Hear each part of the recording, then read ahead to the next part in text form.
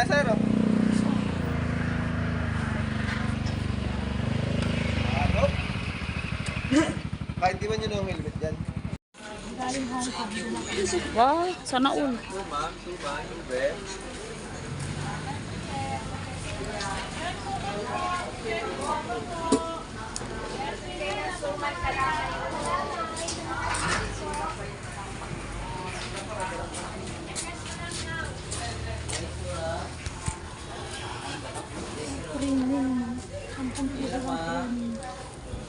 Bibili ako mamaya pag-uwi.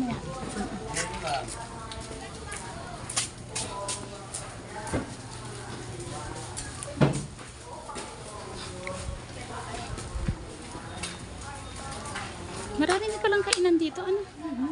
Hi guys, dito kami sa may Padre Pio. Lalakad na kami papuntang simbahan. Ang dami din palang kainan dito. Ng bracelet. Kalaman. Kalaman yung Wow! Chicharon. pasalubong.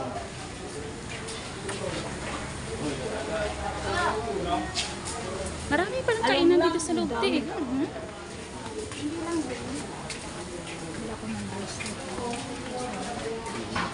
Alam mo yung binili kong bracelet na yon, naalala ko nalunod si Raven. Hawak-hawak niya yun te, dun sa may Monte Maria yun. Hawak-hawak niya yun. Kaya napaiyak ako bigla, nakita ko hawak-hawak pa rin niya yung bracelet na yun kahit putol na eh. Oo, alam mo, 3 beads na lang natira sa ano. Raven na nalunod sa may ano, sa garay. Hawak-hawak niya yun. Nagulat ako eh.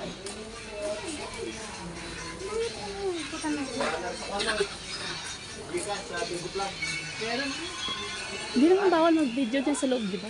Hindi? Hindi pa wala yung video dyan.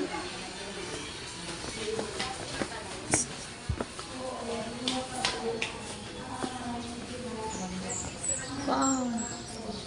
Ang ganda. Simbahan din yan. Lumat bago. Yung bago. Dito kami guys sa may Padre Pio. Ito yung lumang simbahan.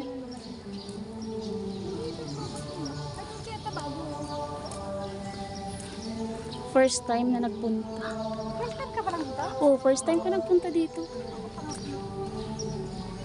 Ganda pala dito, ano?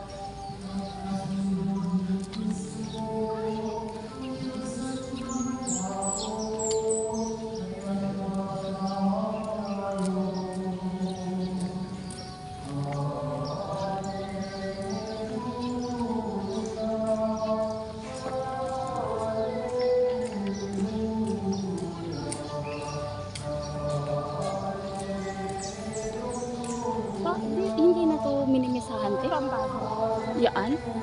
Yung dyan, minimisahan pa Dati rin. napupunta ko dito kanina po.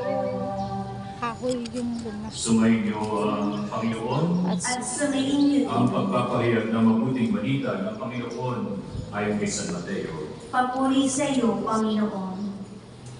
Noong panahon iyon, umalis ang mga Pariseo at nag-usap-usap kung paano ipapapatay si Jesus. Alam nito ni Jesus kaya umalis siya roon. Maraming sumunod sa kanya at pinagaling niya ang lahat ng may sakit. Ngunit naipit niyang pinagbiling sa kanila na huwag ipamamalitang tungkol sa kanya. Nangyari ito upang matupad ang sinabi ng propeta Isaías. Narito ang lingkod ko na ako rin ang humirang. Minamahal ko ng labis, lubos kong kinalulugdan. Ang banal kong espiritu sa kanya ay ibibigay, at sa lahat ng mga bansay, ibabagay katarungan. Hindi siya makikipagtalo, mahinahon kung mangusap. Ang tinig niya ay sa lansangay, tinig lamang na paanas. Hindi niya puputulin yaong tanggong nakahapay, ni hindi rin papatayin ang maandak na ilawan. Hanggang ito'y katarungan, mapagtagumpayan niyang ganap, at ang pag-asay ng tao sa kanya ay ilalagak. Mga kapatid, mga kapanalig, ang mabuting balita ng Panginoon. Pinupuri ka namin, Panginoong Hesus Kristo. Meron tayong kasabihan sa Tagalog, di ba, na lintik lang ang walang ganti, no? Tama ba? Tama ba yung sabi ko? Lintik lang ang walang ganti, no? Na kung saan, ang hilig natin, no, kapag tayo ay nasaktan, nakanti ang ating mga kamag-anak, no? Mas lalo ng mga minamahal natin, ay siya, no? Ay ubusan talaga ng lahi, no? May isang lalawigan din yata akong alam na puntahan na gano'n, no? So, nasaktan lang, no? Or somehow may pagkakabutang, ubus lahat ang lahi, no? Ngayon po ay napakinggan natin sa ating Ebanghelyo na kung saan ang ating Panginoon Jesucristo ay hindi siya umiwas doon sa kanyang pagkakataon na siya ay ipapapatay na ng mga Pariseo at yun din ng mga Eskriba. Pero during that time, no, we're now already the chapter 12 of St. Matthew. Ibig sabihin matagal-tagal na ang kanyang ministro, ang kanyang pagpapagaling, preaching, at yun din pakikinig sa mga kanyang nakakasalamuha sa mga iba't ibang bayan kanyang napupuntahan. Palagi po siya inuusig, palagi po siyang chinichismis, palagi po siyang inaasar, no? Palagi siyang inaapi ng mga ito, ng mga Pariseo, ng mga Eskriba.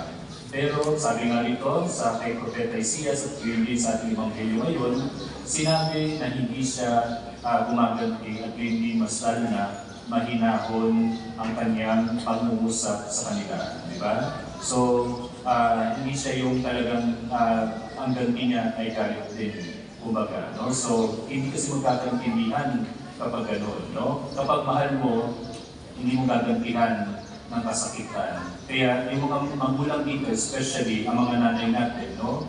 Na minsan, nag-joke ba, na nabubukwog, di ba? Ng mga mister, no? So, hindi naman lahat, di ba? Pero yung mga nanay na ito, mga babae nito, kapag sila ay nabugbog, nasampal, may black eye, no, may mga ganyan, ay minsan o kadalasan nananahimik na lamang.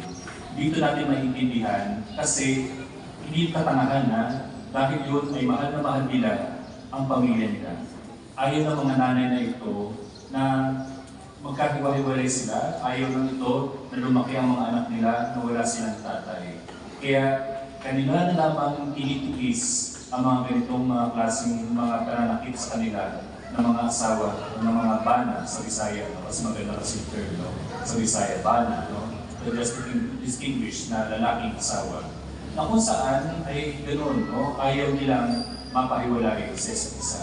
Yun yung tinatawag natin martir dahil sa pagmamahal at yun din ay yung nais natin buo pa rin ang ating pamilya, no? Pero sana naman sa mga mister na yun, ay dapat natin magdasal, no? Dapat natin sila mag-iahon din, maparealize natin na kung gaano kasakit din ang ginagawa nila sa mga kanilang asawang yun.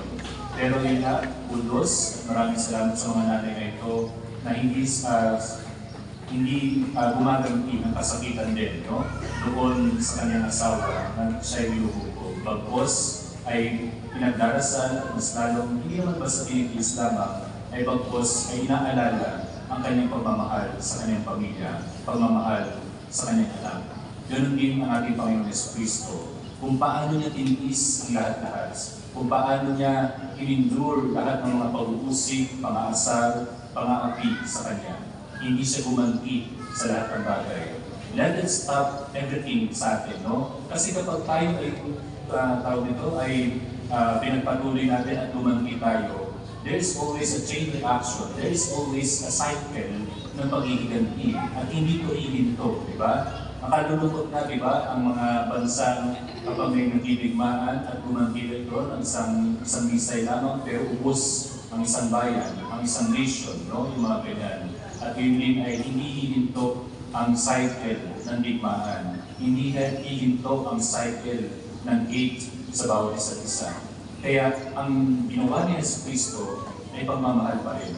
Nangusap na mahinahon at yun din ay paglingap at pagmamalasakit ang kanyang inatupag. No? Hindi niya ininda ang mga taong mga nagpupusik sa kanya. Mas pinakalat pa niya ang kabutihan. Mas pinakalat pa niya ang pagmamahal. Mas pinakalat pa niya ang paglingap sa kapwa. Yun yung mas inuna pa niya kaysa doon sa mag-entertain doon sa pag-upusik sa kanya. At gayun din kapag dati tayo nag-entertain sa mga nag-uusig sa atin, tayo rin yung mapapagod kapag ganyan, no? Tayo rin yung mga, kumbaga, ay panghihinaan ng loob, no? Kapag tayo ay nag-entertain sa kanya, sa ganyan, no? Yan yung mga bulong ng mga demonyo, yan ang bulong ng mga masasamang espiritu na hindi dapat natin na ginagawa, no? At hindi pinakikinggan. Let us also remember what had happened to Inang Maria, no? The image of the Immaculate Conception. Since this day ay ating ginugunita ang ating Inang Maria tuwing Sabado, di ba? Na kung saan ay pinapakan niya, pinatay niya ang ulo ng ulupong, no? She actually doesn't entertain doon sa pagtutukso ng ulupong, no? Tapos pinatay niya ito. At nagpili siyang dalisay, na nagpili siyang malinis para sa ating Panginoon sa Kristo at yun din na maging karapat-dapat doon sa kaharian ng ating Panginoon Diyos. This Gospel for today, mga kapatid, mga kapanalig, ay isang invitation sa atin, isang paanyaya sa atin na huwag tayong bumanti sa ating kapwa kahit gaano man kasakit ang ginawa nila, kahit gaano man kasama ang ginawa ng ating kapwa, kahit gaano karalalim ang turo